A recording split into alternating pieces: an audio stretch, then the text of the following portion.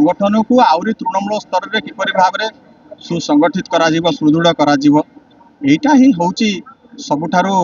बड़ संकल्प आज निया जायछि आजिर दिन रे एवं जो गोटे फॉल्स नैरेटिव सेट करा जाउछि सब समय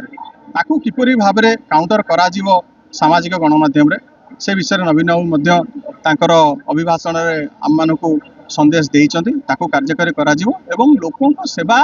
करबा पाई कि आमे निज जीवन को उत्सर्गित कर देइछु। बिजु जनता दल रो अन्य नाम होची सेवा किपरि भाव में ओडिशार स्वार्थ सम्मिलित जो प्रसंग रही उत्थापन करा सेटा ही होची बड़ कथा आउ आमे क्षमता संगे आटाच नु नवीन बाबू सदाळे क्षमतार अनआटाच लोकों पाई किपरि भाव समर्पण भाव में कार्य करा सेटा ही आज आमे संकल्प नेचु सेटा ही आज आमे जय करछु।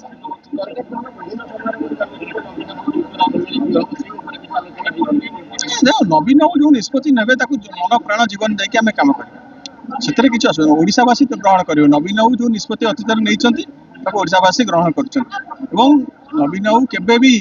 भूल लोक को केबे चॉइस करना जहाँ को चॉइस करेंगे नहीं कि कार्य करें किसी असुविधा